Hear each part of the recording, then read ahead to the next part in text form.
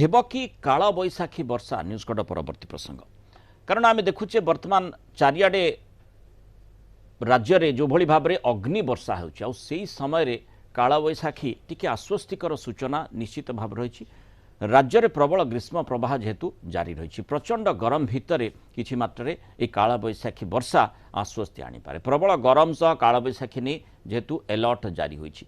आज राज्यर विभिन्न जिला को प्रबल गरम सह एपटे काल बैशाखी वर्षा नहीं मध्य पाणीपाग विज्ञान केन्द्र अलर्ट करिछि। खोर्धा केन्दुझर बलांगीर संबलपुर झारसुगुड़ा प्रचंड ग्रीष्म प्रवाह अनुभूत होउछि।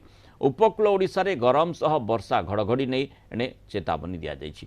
आसंता काली दक्षिण ओडिशा को बिजुली घड़घड़ी सह वर्षा पई येलो अलर्ट जारी होइछि। आसंता 25 तारिख जाए प्रबल ताती सह काल बैशाखी चेतावनी मध्य जारी करा जाइछि। 26 रु 29 तारिख पर्यंत उत्तर और दक्षिण ओडिशा रे काल बैशाखी जनित वर्षार संभावना कथा कुहाଯାଇଛି। आसंता 3 दिन पर राज्य में 2 रु 3 डिग्री तापमात्रा ह्रास पाइब एभली गोटे आश्वस्तिकर सूचना रही। एपटे राजधानी में 42 डिग्री छुईंछि तापमात्रा दिन 1:30 सुधा एयरपोर्ट अंचल